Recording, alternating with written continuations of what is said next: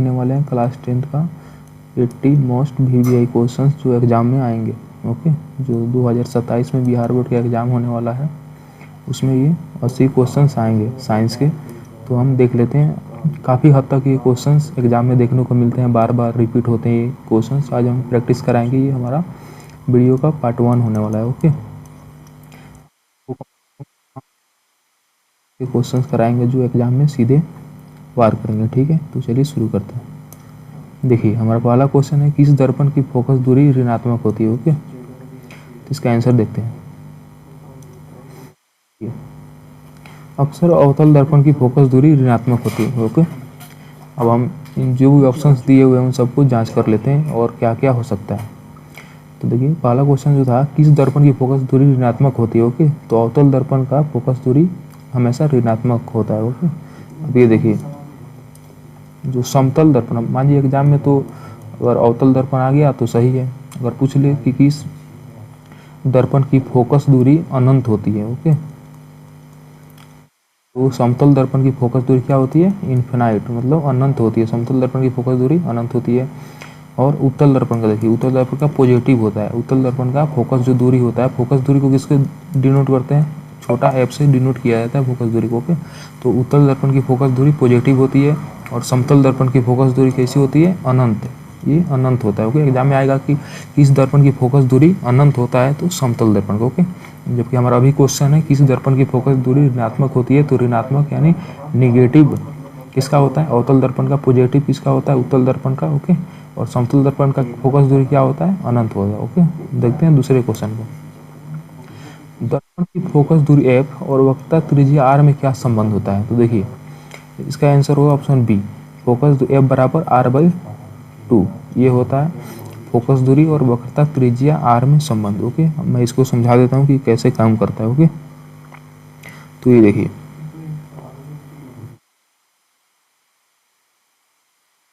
अवतल दर्पण है, मान लीजिए ये हमारा अवतल दर्पण है। ओके,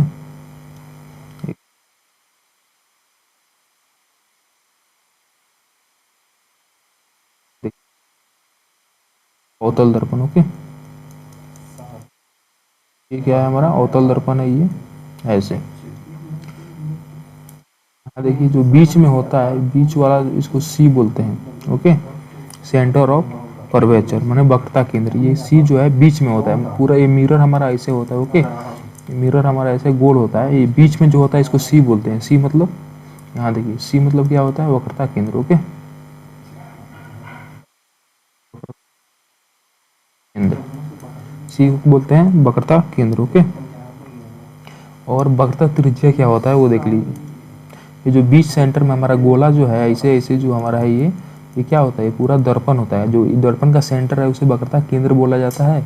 और यहाँ से लेकर इसकी दूरी को वक्रता त्रिज्या बोला जाता है। मतलब ये जो मेन पॉइंट है इसका, यहाँ से लेके और वक्रता केंद्र की दूरी को आर बोला जाता है, यानी वक्रता त्रिज्या बोला जाता है। तो आर यहाँ पे क्या हो गया, आर हो गया आपका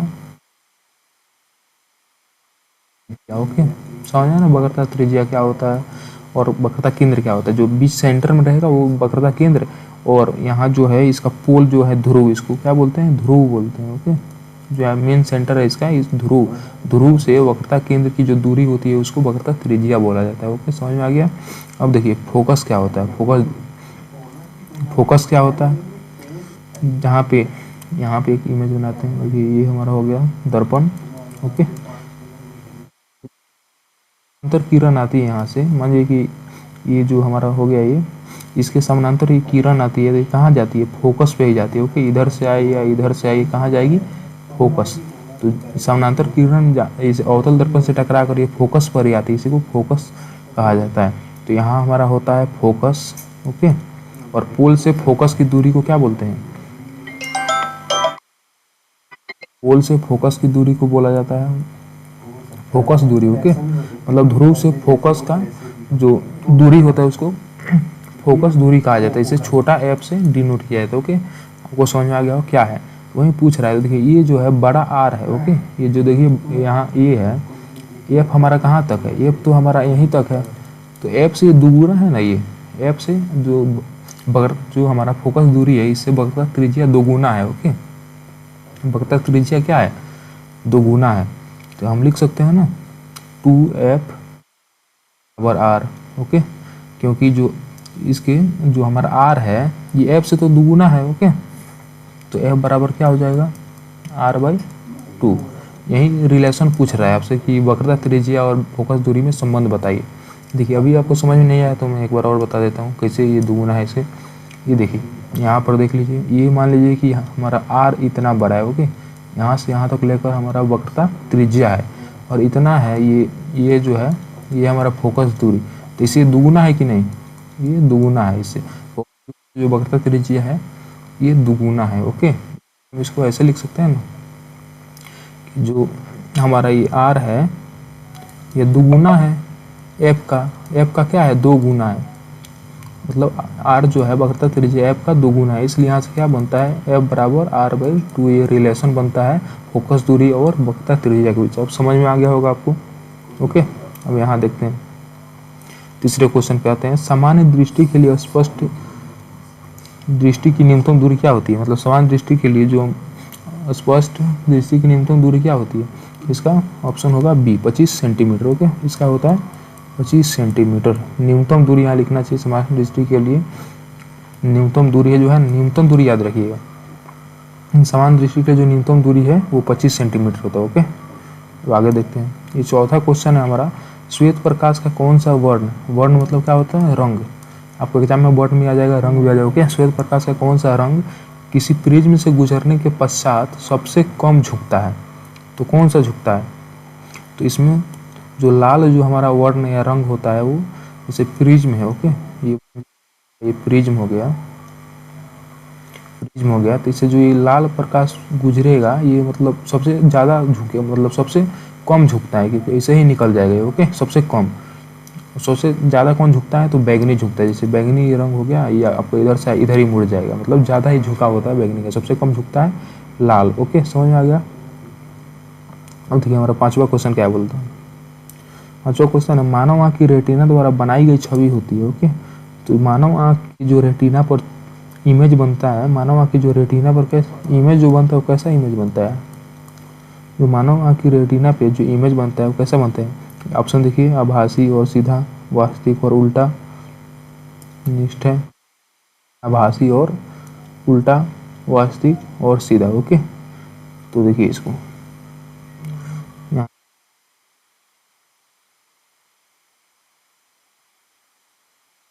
आँख की रेटिना पर जो इमेज बनता है ना वो कैसा बनता है, वास्तविक और उल्टा बनता है। ओके, समझ में आ गया कैसा इमेज बनता है, वास्तविक और उल्टा।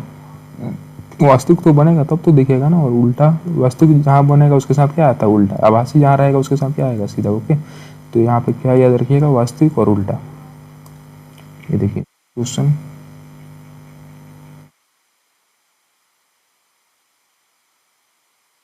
क्वेश्चन है हमारा, आकाश का रंग नीला प्रतीत होता है, क्यों। आकाश का रंग नीला क्यों प्रतीत होता है। ऑप्शन ये देखिए, प्रकाश के परिवर्तन के कारण, प्रकाश के परिकिरण के कारण और प्रकाश के अपवर्तन के कारण, इनमें से कोई नहीं। ओके, तो देखिए जो आकाश का रंग नीला प्रतीत होता है ये हमारा होता है प्रकाश के परिकिरण के कारण। जो श्वेत प्रकाश होता है, ये देखिए जो हमारा सूर्य हो गया। ओके, यहाँ से जो श्वेत पर एक ही रंग निकलता है, यहाँ से कैसा, वाइट।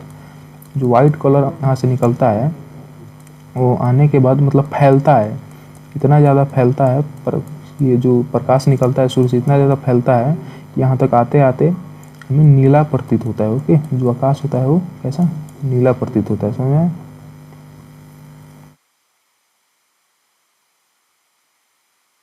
ये नेक्स्ट क्वेश्चन है हमारा, किस दर्पण से वस्तु का प्रतिबिंब बड़ा बनता है। ओके, यहाँ की ऑप्शन, समतल दर्पण नहीं, ये नहीं होगा, अवतल दर्पण। ओके, तो अवतल दर्पण से सबसे बड़ा प्रतिबिंब बनता है। ओके, याद रखिएगा, अवतल दर्पण से सबसे बड़ा प्रतिबिंब बनता है। क्वेश्चन,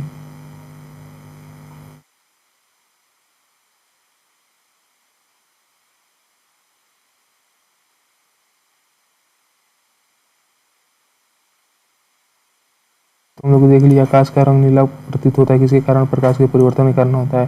किसी दर्पण से वस्तु का प्रतिबिंब कैसा बनता है, अवतल दर्पण से क्या बनेगा, सबसे बड़ा प्रतिबिंब, इमेज सबसे बड़ा बनता है। अवतल दर्पण से सबसे बड़ा और आभासी, बड़ा के साथ साथ क्या बनता है, आभासी बनता है। ओके, आभासी प्रतिबिंब बनता है। आभासी मतलब वर्चुअल। ओके, आभासी यहाँ पे तो सिर्फ बड़ा दिया है, लेकिन बड़ा के साथ साथ कैसा बनेगा, आभासी बनेगा। आभासी और सीधा। ओके, आभासी और सीधा प्रतिबिंब बनता है।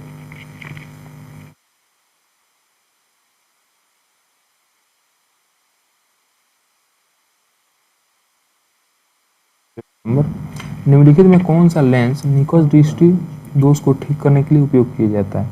ओके, निम्नलिखित में से कौन सा लेंस निकट दृष्टि दोष को दूर करने के लिए किया जाता है। ओके, इसका आंसर देखते हैं हम लोग। इसका आंसर क्या है, अब देखिए, निम्नलिखित कौन सा लेंस निकट दृष्टि दोष को ठीक करने के लिए किया जाता है। ओके, उत्तल लेंस। उत्तल लेंस क्या होता है, उत्तल लेंस दूर दृष्टि के लिए होता है, दूर दृष्टि के लिए होता है। और अवतल लेंस क्या होता है, निकट दृष्टि के लिए होता है। ओके, नेक्स्ट क्वेश्चन देखते हैं। नंबर, जूम करते हैं थोड़ा सा। निम्नलिखित में से कौन सा उपकरण विद्युत धारा की उपस्थिति को दर्शाता है। ओके, तो देखिए, विद्युत धारा को कौन सा उपकरण दर्शाता है, इसका अर्थ क्या हुआ, विद्युत धारा को किस ऐसा जो कौन सा इक्विपमेंट है जिसे हम माप सकते हैं, तो क्या है, गैल्वेनोमीटर भी इसको दर्शाता है। विद्युत धारा यानी गैल्वेनोमीटर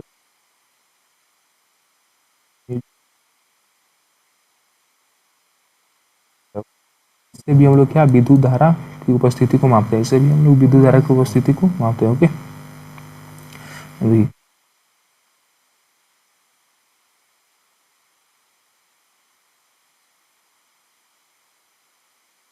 क्वेश्चन,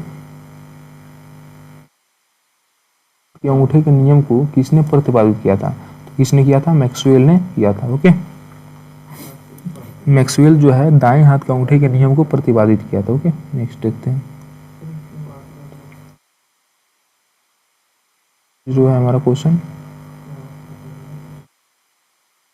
ऐसे है मात्रक, ये अक्सर एग्जाम में आता है, इसको भी नोट कीजिएगा, क्योंकि ये एग्जाम में अक्सर आता है। विभवांतर का ऐसा ही जो मात्रक होता है वो क्या होता है, तो ये होता है आपका।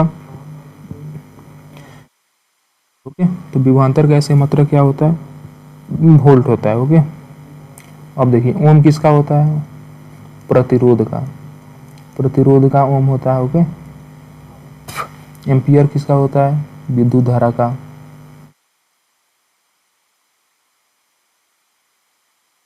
किसका होता है, विद्युत धारा। कूलम किसका होता है, आवेश। कूलम जो होता है वो आवेश का सही मात्रक है। वोल्ट किसका है, विभवांतर का है। ओम प्रतिरोध का, एम्पियर विद्युत धारा, और कूलम आवेश का। ओके, किस संयोजन द्वारा प्रतिरोध का मान बढ़ता है। ओके, देखिए, कौन सा ऐसा संयोजन है कि प्रतिरोध का मान बढ़ाएगा, श्रेणी क्रम होगा, समानांतर होगा, या दोनों होगा, या इनमें से कोई नहीं। तो हमारा ऑप्शन ए, ये जो है श्रेणी क्रम जो होता है वो संयोजन द्वारा प्रतिरोध का मान को बढ़ाता है। ओके, नेक्स्ट क्वेश्चन देखते हैं।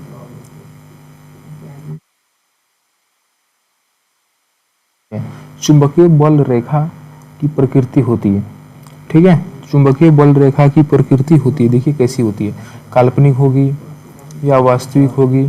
तो देखिए, आगे ऑप्शन देखने की जरूरत नहीं है, हमारा क्या होता है, काल्पनिक होता है। जो चुंबकीय बल रेखा होती है कि प्रकृति कैसी होती है, काल्पनिक। ओके, नेक्स्ट देखते हैं।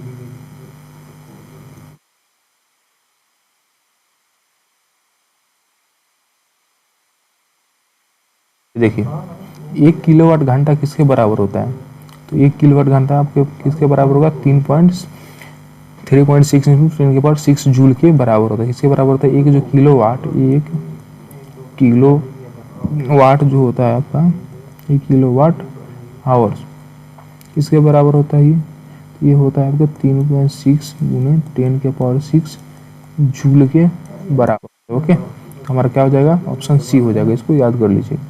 और देखिए, नवीनीकरण ऊर्जा का स्रोत क्या है, नवीनीकरणीय ऊर्जा का स्रोत है क्या है, तो हमारा है सौर ऊर्जा। ओके, सौर ऊर्जा नवीकरणीय ऊर्जा होता है कि जो कभी मतलब खत्म ही ना हो। नवीकरणीय ऊर्जा क्या होता है कि जो कभी बहुत लंबे समय तक चलता है, जो कभी खत्म नहीं हो, सौर ऊर्जा है। तो जब तक सूर्य रहेगा हमारा, तब तक हम यदि सोलर प्लेट से बिजली प्राप्त कर सकते हैं ना। मान लीजिए हमारे पास ये कोयला नहीं है, कोयला का ये खदान है, आज काटे कल काटे ये खत्म हो जाएगा एक दिन, लेकिन सूर्य खत्म नहीं होगा, इसलिए सोलर जो होता है पैनल, इससे हम लोग बिजली प्राप्त कर सकते हैं, इसलिए सौर ऊर्जा होगा इसका ऑप्शन। ओके, नेक्स्ट क्वेश्चन, प्रकाश का प्राथमिक वर्ण कौन सा है? ओके, तो देखिए इसमें क्या ऑप्शन होगा, प्रकाश का प्राथमिक वर्ण कौन सा है? लाल, नीला,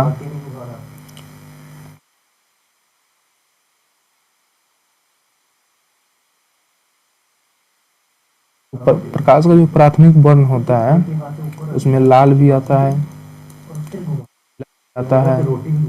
और हरा भी आता है। ओके, ये प्रकाश के क्या होते हैं? ये प्रकाश के फर्स्ट कलर होते हैं। फर्स्ट कलर जो होता है ना उसमें प्राथमिक वर्ण में आता है। ये कैटेगरी बांटा गया है ना, प्राथमिक ये वर्ण में आते हैं। लाल, नीला और हरा क्या होता है? ये जैसे इसमें बांटा गया है प्राथमिक द्वितीयक, इसे करके क्या होता है? लाल, नीला और लाल जो नीला और हरा है वो किस में आता है? वो प्राथमिक वर्ण में आते हैं। ओके, यहाँ पे देखिए,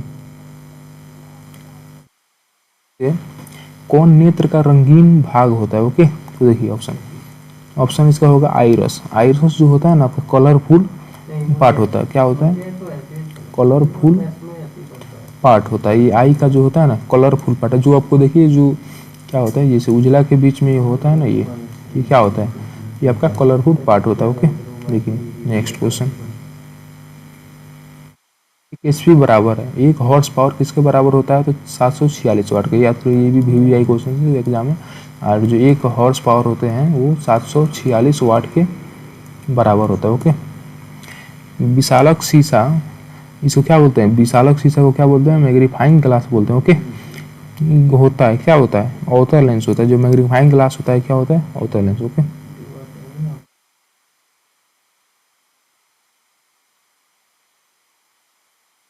इस पे देखिए, जूम करते हैं थोड़ा सा। किसी चालक तार से विद्युत धारा प्रवाहित होती है तो गतिशील कण कौन से होते हैं? तो देखिए ये आपका हो गया, मान लीजिए कि चालक यानी क्या होता है? चालक तार मतलब जिस तार से, चालक तार मतलब क्या होता है? चालू तार मतलब जिस तार से विद्युत धारा प्रवाहित हो सके, ये चालक तार कहते हैं। मान लीजिए हमारा चालक तार है और इससे ये विद्युत धारा इसे जा रहा है, तो कौन सा कण इसमें गतिशील होता है? मतलब किस कण के द्वारा इसे जाता है? तो ये होता है इलेक्ट्रॉन। इलेक्ट्रॉन जो कण होते हैं इनके ही द्वारा, परमाणु तो होगा नहीं, आयन होता नहीं, प्रोटॉन होता है, इसमें होता है इलेक्ट्रॉन। इलेक्ट्रॉन ही इसमें गति करते हैं विद्युत धारा में। ऐसे तार जा रहा है आपका, इसमें कौन सा जो बिजली जाएगा इसमें कौन सा कण दौड़ेगा? ये आपका इलेक्ट्रॉन। ओके, समझ में आ गया ना?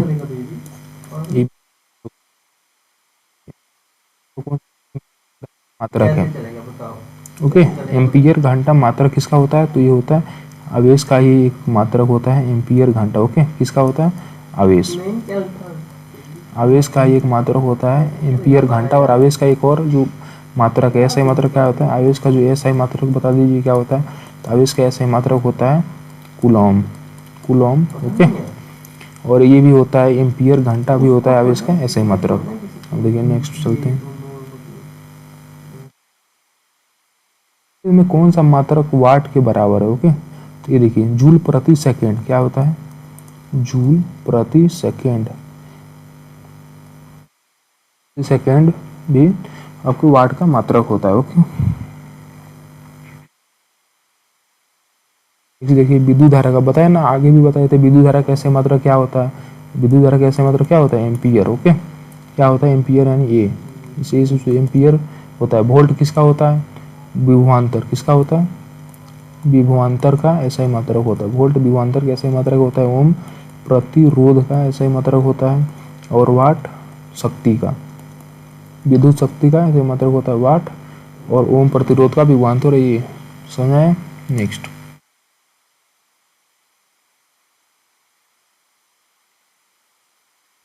ये उत्तरदायी गैस है कौन सा है? CO2। सबसे ज्यादा कार्बन डाइऑक्साइड फैलाता है। CO2 मतलब क्या होता है?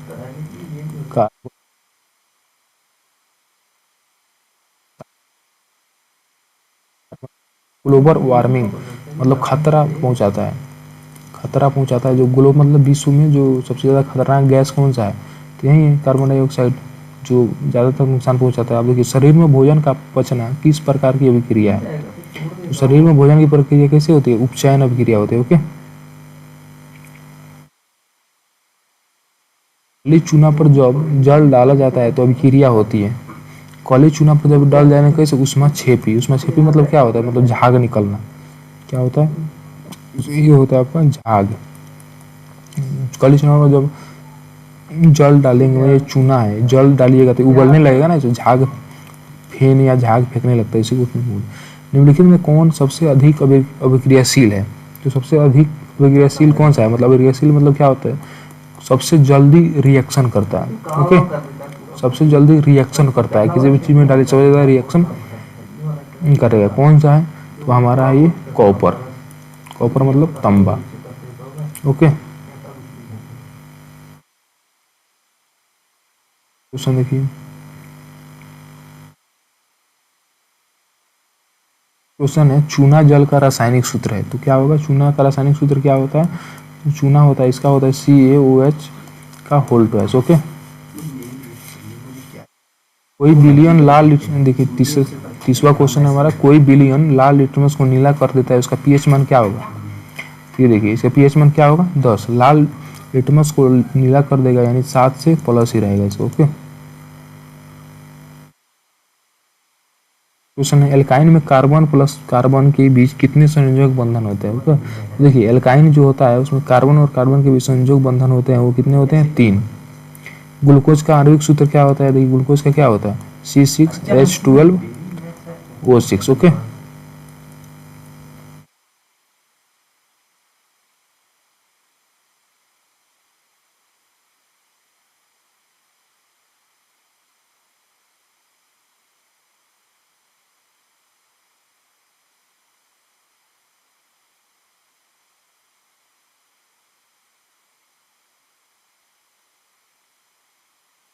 देखिए 33 क्वेश्चन है, उच्च वसीय अम्लों के सोडियम लवण कहलाते हैं।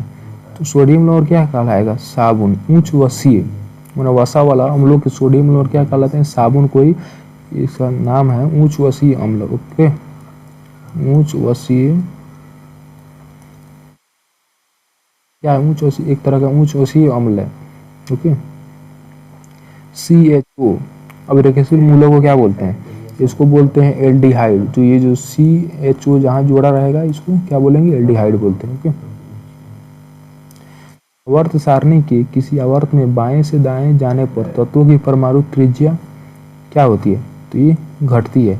जब आप बाएं से इस बाई मानिए आपका हो गया लेफ्ट साइड, ये राइट साइड, तो बाएं से आप जब दाएं जाएगा तो परमाणु जो त्रिज्या है वो क्या होती है? वो डाउन होती है। क्या होती है? डाउन होती है। क्वेश्चन है, निम्नलिखित तत्वों को उनके अधातु गुण के अनुसार बढ़ते क्रम में सजाइए। लिथियम, ऑक्सीजन, कार्बन, बेरिलियम और फास्फोरस। ओके, तो इनके किस आधार पर सजाना है? तत्वों को उनके अधातु गुण के अनुसार बढ़ते क्रम में सजाना है। ओके,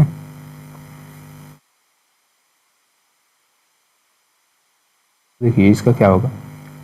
अगर बढ़ते क्रम में सजाए उसका धातु गुण के आधार पर, तो सबसे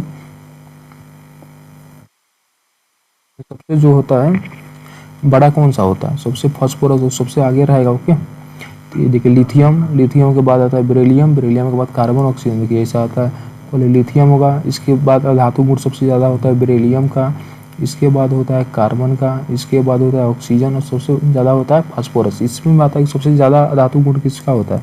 तो फास्फोरस। याद रखिएगा, इन तीनों में आए तो कौन सा होगा? फास्फोरस।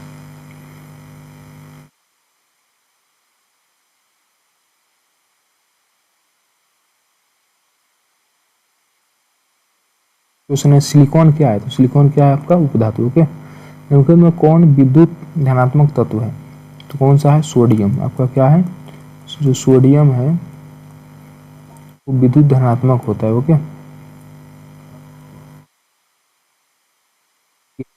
किस प्रदेश में किया गया है? किस प्रदेश में? टिहरी बांध जो है आपका उत्तराखंड में। ओके, टिहरी बांध कहाँ है? उत्तराखंड। क्वेश्चन देखिए,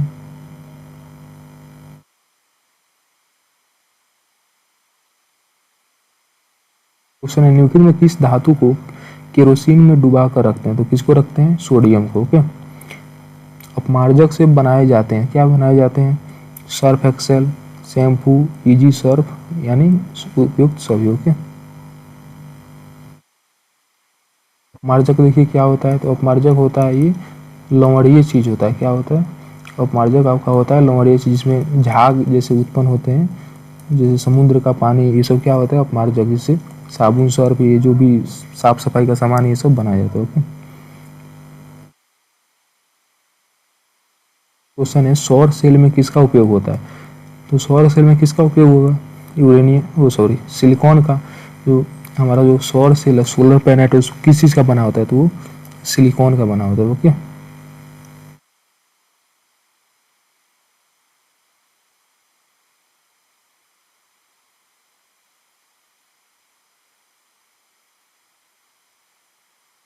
क्वेश्चन है निम्नलिखित में किसका उपयोग खाना बनाने वाले ईंधन में नहीं होता?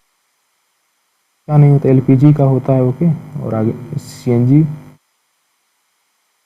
एलपीजी हो गया। बायोगैस का भी होता है, कोयला का होता है, तो किसका नहीं होता? कोयला से खाना बनता है, बायोगैस से भी खाना बनता है, और एलपीजी से भी बनता है, यानी सीएनजी से नहीं बनता है। तो ऑप्शन क्या हो जाएगा? सीएनजी। देखिए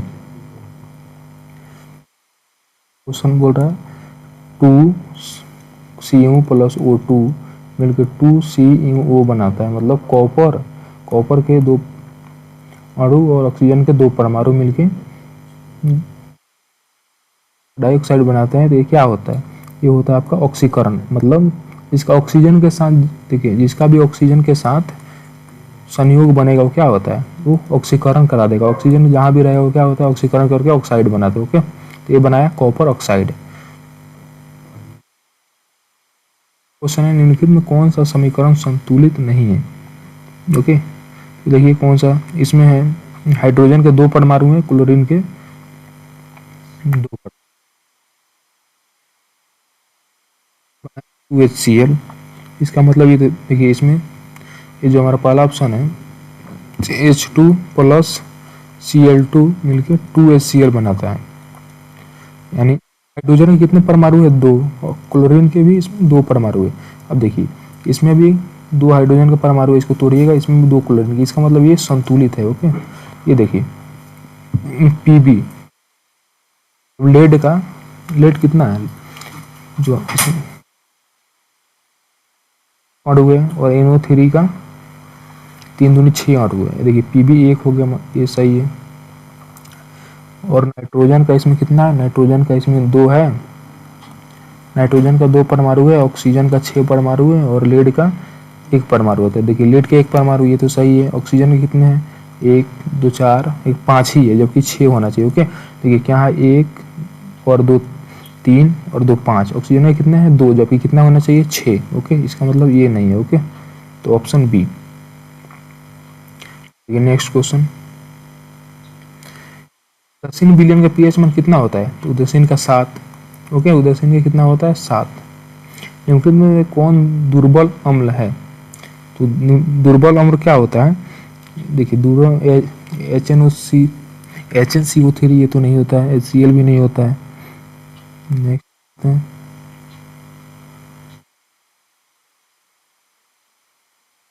होता है आपका CH3COOH। ये क्या होता है? ये दुर्बल, याद है दुर्बल, इसको याद रखिएगा, अक्सर आ जाता है एग्जाम में भी आई है कि दुर्बल, ये पक्का ये ऑप्शन जरूर रहता है उसमें। CH3 और COOH, ये आपका क्या है? दुर्बल। ओके, नेक्स्ट देखते हैं क्रायोलाइट अयस्क है, तो किसका होता है? क्रायोलाइट किसका अयस्क होता है? एल्युमिनियम का अयस्क होता है। ओके, पोटेशियम की परमाणु संख्या कितनी होती है? पोटेशियम का कितना होगा?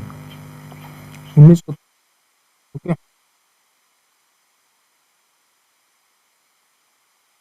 क्वेश्चन है 50 नंबर, फॉर्मिक अम्ल का IUPAC नाम क्या है? तो फॉर्मिक जो अम्ल होता है उसका नाम क्या होता है? मिथनोइक अम्ल। ये जो इसका जो साइंस द्वारा नाम दिया गया है वो क्या होता है? मिथनोइक अम्ल। ओके, इथाइल अल्कोहल का अणु सूत्र क्या होता है? तो देखिए इथाइल अल्कोहल का जो अणु सूत्र होता है आपका, ये होता है, इथाइल अल्कोहल का अणु सूत्र होता है C2H5OH। ओके, ये क्या होता है आपका इथाइल अल्कोहल होता है C2H5OH। देखिए इसमें तो नहीं है, इसमें भी नहीं है। नेक्स्ट देखते हैं C2H5OH। ओके, ये आपका हो गया C2O5OH। क्या इथेनाइक अम्ल होता है। ओके, एल्काइन कौन है, एल्काइन कौन सा होता है, C2H2 होता है एल्काइन, C2H2। और इथेनोइक अम्ल C2H5OH, याद रखिएगा।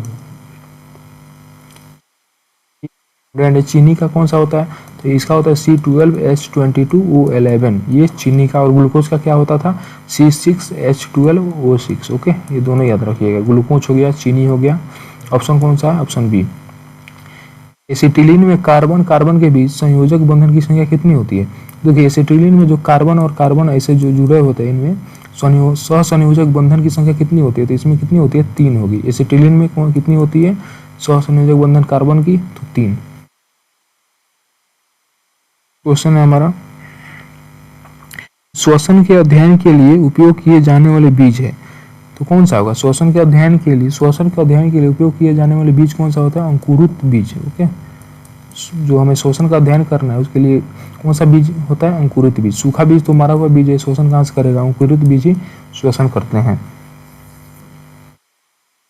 क्वेश्चन देखते हैं। देखिए नेक्स्ट क्वेश्चन है,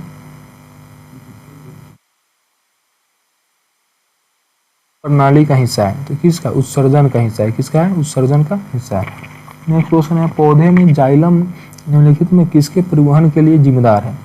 तो जो जाइलम किसके लिए जिम्मेदार होता है, ये पानी के लिए। ओके, तो जाइलम से पौधे क्या करते हैं, पानी प्राप्त करते हैं। ओके, जाइलम से पौधे पानी प्राप्त करते हैं। नेक्स्ट क्वेश्चन है, श्वसन के दौरान कौन सी गैस निकलती है, तो निकलने वाली कौन सी है, CO2। और लेने वाली कौन सी है, O2 यानी ऑक्सीजन। O2 क्या होता है, जो हम लेते हैं, ऑक्सीजन। और CO2 क्या होता है, कार्बन डाइऑक्साइड होता है। ओके, फलों के पकने को निम्न से किसे नियंत्रित किया जाता है। तो देखिए जो फल पकता है उसको किससे नियंत्रित किया जाता है, उसको किया जाता है इथिलीन से। किससे, इथिलीन से किया जाता है। जो फल पकते हैं उसको किससे नियंत्रित किया जाता है, इथिलीन से नियंत्रित किया जाता है। ओके, देखिए ऑप्शन सी जो है हमारा है इथिलीन। ओके,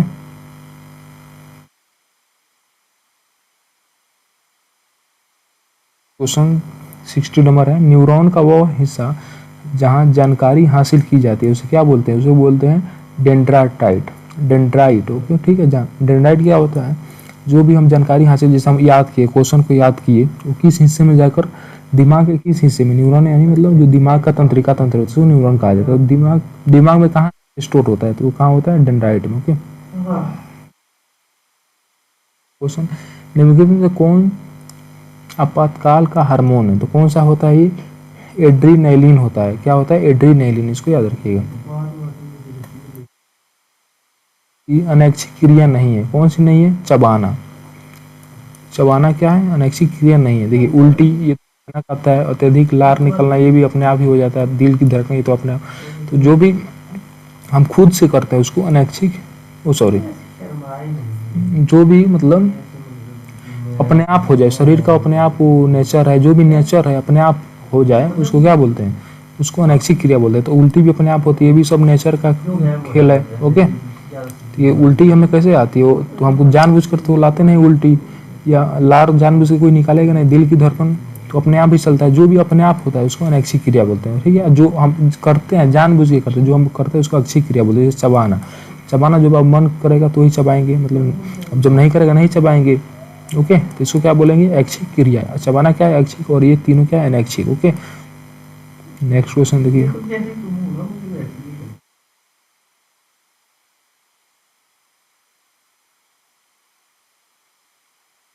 क्वेश्चन है, मानव में गर्भ की अवधि कितनी होती है। मानव में गर्भ की अवधि कितनी होती है, 270 दिन। ओके, 70 दिन होते हैं। ओके, तो 70 दिन को अगर मंथ में कन्वर्ट कीजिएगा तो एक देखिए, एक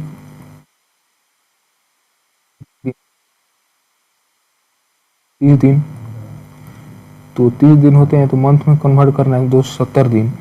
तो अगर 270 दिन को मंथ में कन्वर्ट कीजिए, यानी 30 से भाग दीजिए, यानी 27 यानी 9 मंथ। ओके, तो 270 बोलिए या 9 मंथ बोलिए। ओके, मानव में गर्भ की अवधि कितनी होती है? 9 मंथ। देखिए, गंगा एक्शन प्लान कब शुरू हुआ? कब शुरू हुआ था गंगा एक्शन प्लान? ये शुरू हुआ था आपका 1985 ईस्वी में। ओके, द्वारा अलैंगिक जनन नियंत्रित किसमें होता है? जो होता है अलैंगिक जनन किसमें होता है? ईस्ट में कौन सी बीमारी श्वसन तंत्र से संबंधित है? कौन सी है? क्या होती है? टीबी। टीबी जो हमारे कहाँ फेफड़ा, फेफड़ा में पकड़ता है। ओके, तो टीबी फेफड़ा, फेफड़ा यही तो श्वसन की क्रिया होती है ना, फेफड़ में श्वसन यही चलता है श्वसन। इसलिए कौन सी बीमारी श्वसन तंत्र से संबंधित है? तो टीबी। टीबी कहाँ होती है? फेफड़ा में अक्सर होती है। नेक्स्ट क्वेश्चन देखिएगा,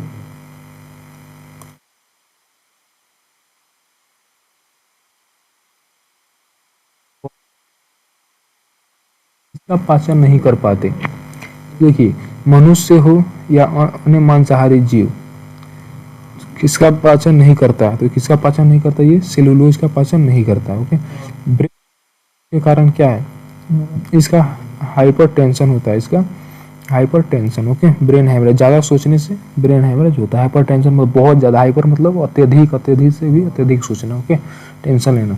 नींबू में से परजीवी पादप का उदाहरण क्या है? तो परजीवी पादप क्या होता है? कस्कुता। ओके, कस्कुटा क्या होते हैं? परजीवी पादप होते हैं। परजीवी पादप। ओके, पादप बोला है तो बैक्टीरिया क्या होती है? तो बैक्टीरिया तो जीव है, पादप थोड़ी है। ये जीव है तो ये तो होगा नहीं। विषाणु भी जीव है, ये तो होगा नहीं। कवक भी जीव है, ये होगा नहीं। क्या होता है? कस्कुटा पादप होते, परजीवी पादप। रक्त को संपूर्ण शरीर में पंप किया जाता है तो किससे? आलिंदों द्वारा।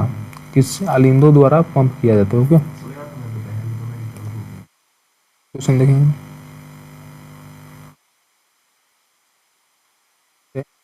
हाइड्रा में अलैंगिक जनन की विधि होती है, कहाँ होती है? मुकुलन में। अभी ये क्वेश्चन आया, मुकुलन में या हाइड्रा में अलैंगिक जनन का? मुकुलन। मुकुलन कहाँ पाया जाता है? अमीबा।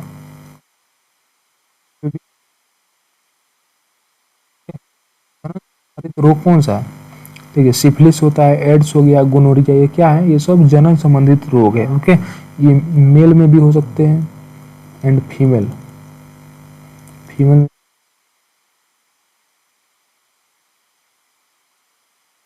सबसे बाहरी भाग है तो पुष्प का सबसे बाहरी भाग क्या होता है? बाह्य दलपुंज होता है। क्या? बाह्य पुंज या बाह्य दलपुंज बोले इसको, बाह्य पुंज या बाह्य दलपुंज। ओके, ब्लड समूह ए में कौन सा एंटीबॉडी होता है? तो कौन सा होता है? डॉट बी जो होता है ये ब्लड समूह ए में एंटीबॉडी का काम करता है। क्वेश्चन देखते हैं,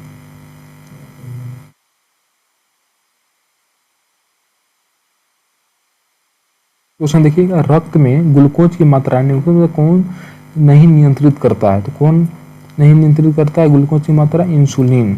ओके, तो तीनों आपको देख रहे हैं, ग्लूकागॉन, गैस्ट्रीन और सोमैटोस्टिन, ये जो होते हैं ग्लूकोज को नियंत्रित करते हैं, लेकिन इंसुलिन नहीं नियंत्रित करते। ओके, इंसुलिन किस में दिया जाता है? ये दिया जाता है शुगर के पेशेंट को। शुगर जो भी पेशेंट होते हैं, चीनी के पेशेंट को दिया जाता है।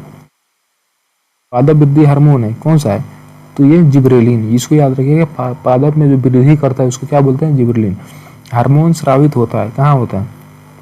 अंतःस्रावित ग्रंथि से। हार्मोन कहाँ होता है? अंतःस्रावित ग्रंथि से हार्मोन निकलता है। ओके, मुख गुहा में कितने जोड़े लार ग्रंथियां पाई जाती है? कितने? 3 जोड़े इसमें, यानी 6, यानी 3 जोड़े लार ग्रंथियां पाई जाती है। देखिएगा, क्वेश्चन है, एंड्रोजन है। देखिए, एंड्रोजन क्या होता है? ओके, फीमेल हार्मोन में नहीं पाया जाता है। जो हमारा एंड्रोजियम जो होता है ना, पाया जाता है, ये सिर्फ मेल में पाया जाता है, फीमेल में।